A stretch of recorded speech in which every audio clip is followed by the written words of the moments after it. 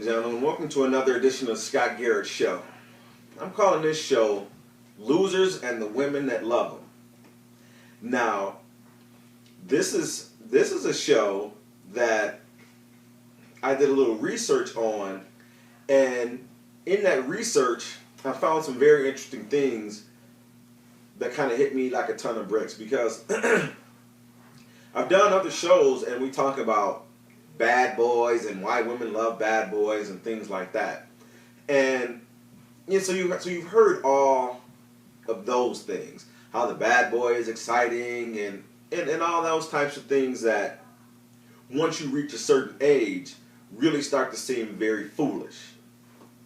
Well, what troubled me about the whole thing is that it's one thing if there's a particular type of woman that you can pinpoint specifically that has some flaw, and that's the reason why she likes these kind of men, because she's just a flawed individual, and no matter how much success she has, she's just going to have a natural attraction to that kind of man. That's kind of the pervasive thought about it.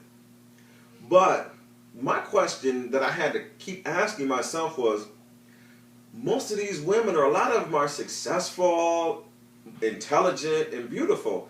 So why in the world would they want to date someone who's none of those things, that you consider a scrub or a loser?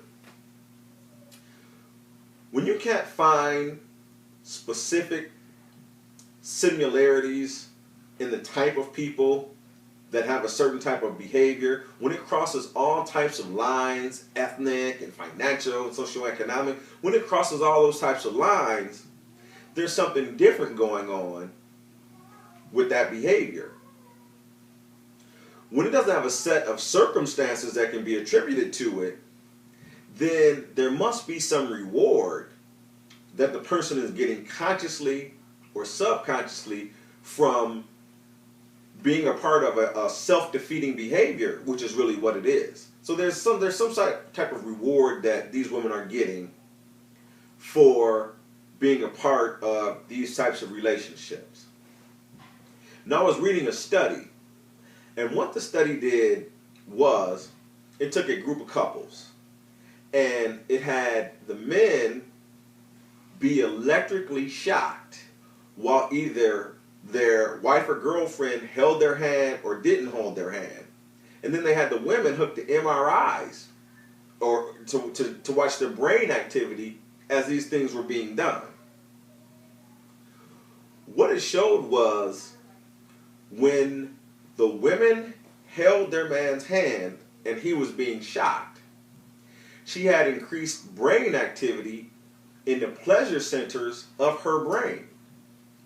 Now, on first analysis, I thought, wow, makes a lot of sense. This is why women have caused me so much heartache in my life.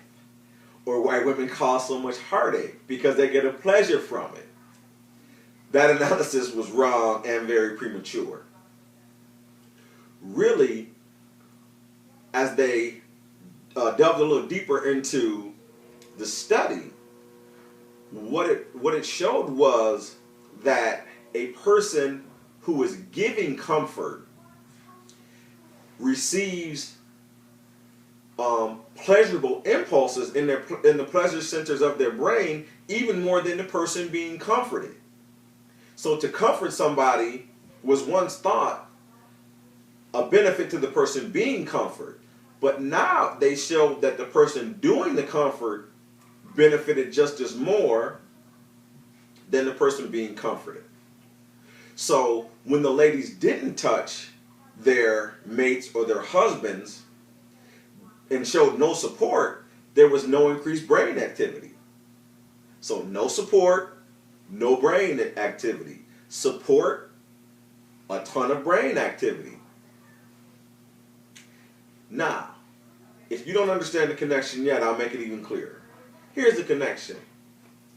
When a woman meets a loser, and he's a man with no car, no job, no home, none of those things, he needs her support. And because he needs her support, It stimulates her brain activity in the pleasurable regions of her brain. Now, think about the time when you've introduced somebody to a really good guy. He's got a home, he's got a car, he's got a great job, he may not have any kids, and she's just as unimpressed as a person can be with those things. She tries logically because everybody is saying, look, he's got all these things, all these attributes that any woman should want. But she can't make herself attracted to that man. The only thing she can talk about is, how tall he isn't, how she doesn't like the way he pronounces her name, or how outdated his style is. And then she always throws the B word. He's boring. He's nice, but he is boring.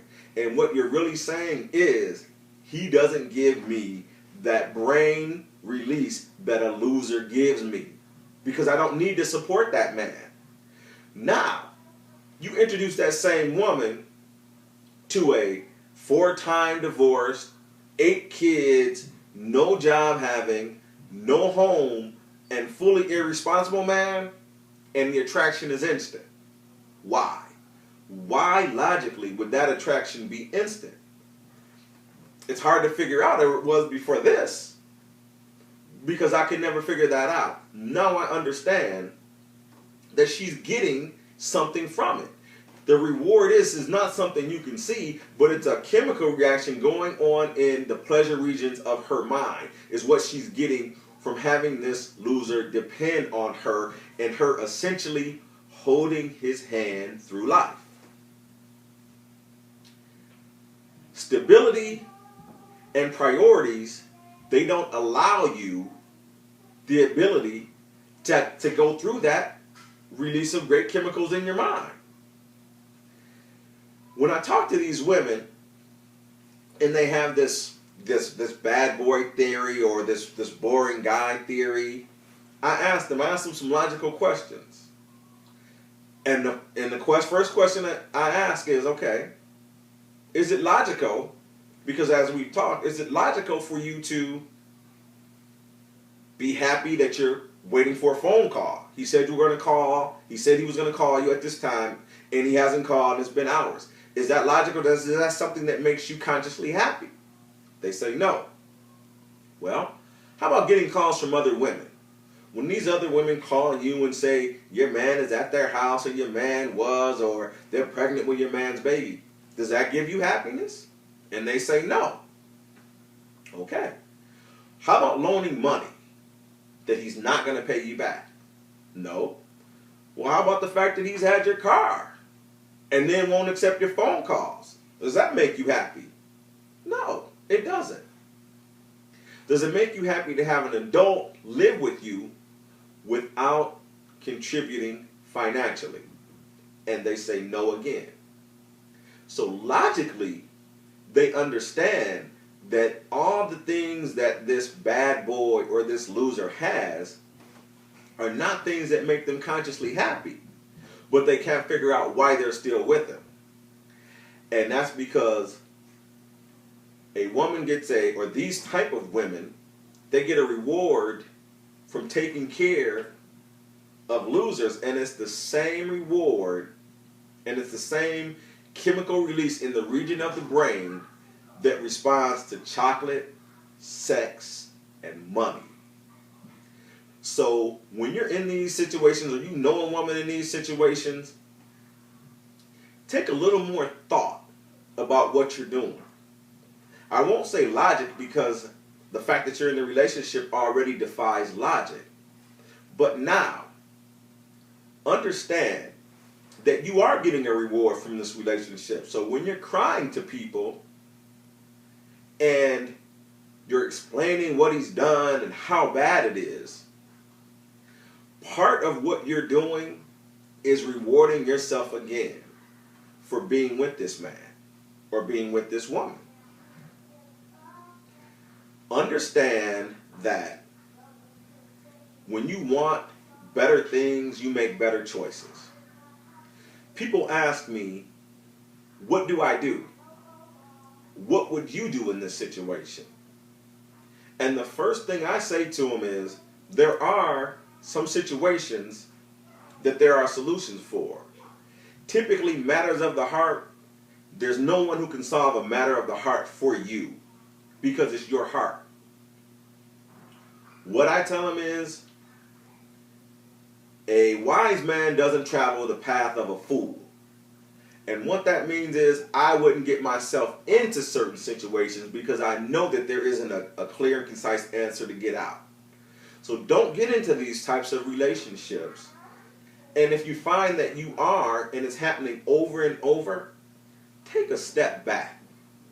Take a step back and think about what you're doing before you do it and assess. And maybe write down, because a lot of times if you write things down, it looks a lot different to you.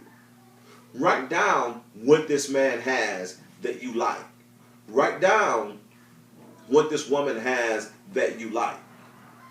And then when you look at it on paper, sometimes you can look at that and it'll tell you, I'm not making a good decision.